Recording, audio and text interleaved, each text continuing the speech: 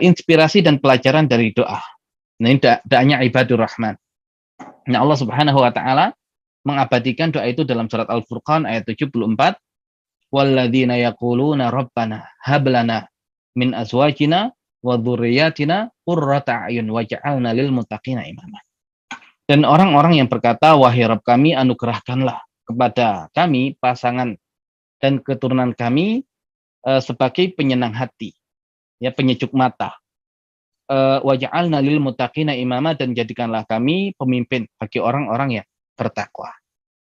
Nah, ternyata ibadur rahman menggunakan kata hab, hibahkan, berkaitan dengan pasangan, berkaitan dengan keturunan yang menjadi penyejuk mata, menjadi penyenang hati. Nah, berarti solehanya istri itu yang kemudian bisa menjadi penyejuk pandangan, murni hibah dari Allah Subhanahu wa taala. Ya, jadi tidak bisa dipastikan kemudian itu kan orang berilmu. Ya, masa sih istrinya kok kayak begitu? Nah, itu kita salah. Ya, kita salah. Ya, jadi bisa jadi seorang suami yang soleh berusaha untuk mencari istri yang terbaik, ya, sebagai ibu bagi anak-anaknya. Tapi ternyata nantinya hasilnya seperti apa, itu adalah murni, ya, hibah dari Allah Subhanahu wa taala. Jadi kalau kemudian ada istri yang soleha luar biasa, kemudian kita mengatakan, oh itu suaminya sih pinter nyari istri, gitu ya. Nah, jangan sampai ucapan itu kemudian kita melupakan bahwasanya itu murni hibah dari Allah Subhanahu wa taala. Ya, suami itu hanya mengusahakan tapi hasil dari Allah. Nah, kalau kemudian kita pahami itu, ya, kita tidak akan pernah merasa diri kita itu luar biasa ketika ternyata punya pasangan ya yang hebat. Oh, itu saya dulu yang milih. Saya dulu yang ngajari. Yang menjadikan dia kayak begitu tuh saya. Nah, itu justru kemudian, ya, sikap yang tidak baik. Lupa dengan Allah Al-Wahhab, ya, karena pasangan itu jadi baik ya karena Allah. Ataupun kemudian melihat orang lain, ya, pasangannya itu nggak baik, kemudian kita mengatakan, oh, orang itu nggak benar, ya, masa nyari pasangan kok kayak begitu. Nah, akhirnya kita mudah menyalahkan orang ketika melihat kok pasangannya nggak baik, padahal orangnya itu ustadz loh, orangnya itu kiai itu, kok pasangannya nggak baik. Nah, itu baik nggak baik itu urusan Allah gitu. Bisa jadi ustadz dan kiai itu sudah berusaha mencari yang terbaik, ya, menjadikan istri-istrinya menjadi istri yang soleha, ya, tapi hasilnya begitu, yaitu murni. Makanya orang yang beriman kepada Allah Al-Wahhab, ketika ada kebaikan yang ada dalam dirinya dan keluarganya, dia tidak merasa itu hasil jerih payah saya. Itu murni anugerah dari Allah. Dan dia pun ketika melihat keburukan yang ada di sekitarnya, dia tidak mudah menghakimi orang lain. Itu nggak pecus jadi suami. Masa istrinya kayak begitu kok dibiarkan saja. Kita nggak tahu, bisa jadi suaminya sudah berusaha sekuat tenaga, tapi hasil belum Allah berikan. Nah, makanya kalau kita tidak cukup imannya kepada Allah Al-Wahhab, cenderung membanggakan diri kita dan cenderung menyalahkan orang lain. Ya, tadi seandainya pun kita tahu istri Nabi Nuh, ya, seperti itu. Ya, tapi laki-laki apakah kemudian salah Nabi Nuh?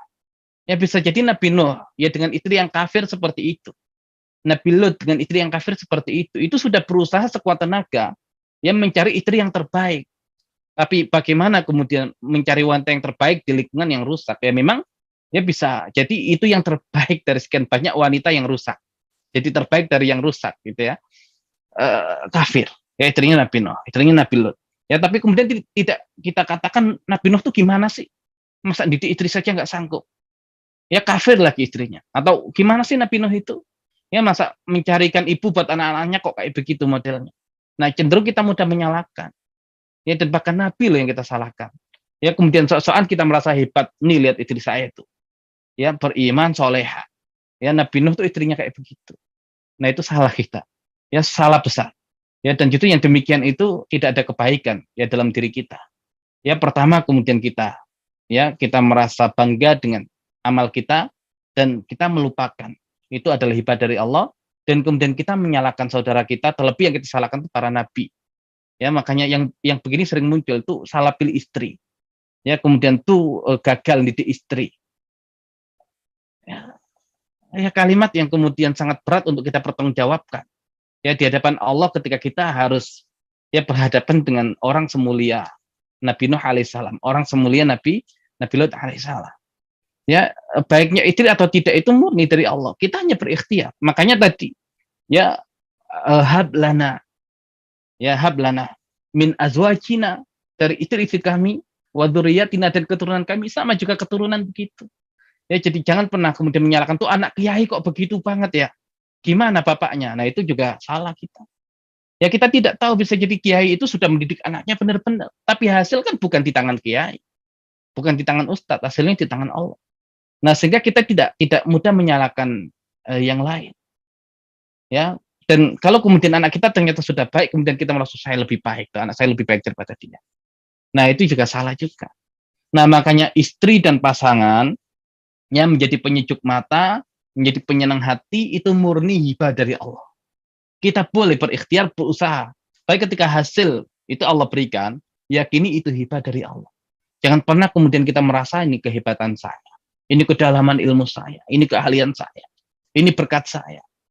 Ya, kemudian melihat orang lain itu nggak sanggup, nggak pecus nguruskan segala macam.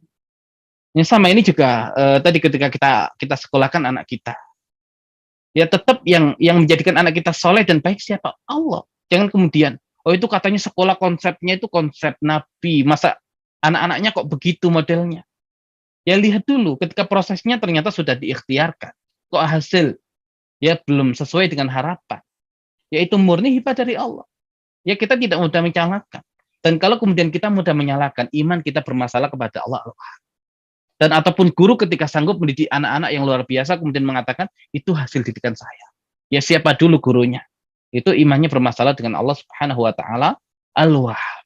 Ya, jadi apa sih yang kemudian bisa kita ambil ya dari keimanan kepada Allah Al-Wahhab? Ya kita hanya berikhtiar, berusaha sekuat dengan kemampuan kita. Nah, kemudian ketika Allah berikan hasil yang terbaik, ya yakini itu murni pemberian dari Allah. Dan ketika Allah berikan hasil yang tidak saya harapkan kita, ya tidak ada masalah. Ya karena hak Allah memberi atau tidak memberi. Kita hanya berusaha. Ya, dan yang Allah nilai dari kita pun bukan hasil. Ya, yang Allah nilai dari kita adalah amal. Ya, makanya dikatakan alladzi khalaqal mauta wal hayata liyabluwakum ayyukum ahsanu amala. Bukan ahsan natijah, nggak ada masalah. Ya, dan orang itu akan lapang dadanya. Dan tidak akan sombong ketika melihat hasil yang kemudian ya terlihat baik.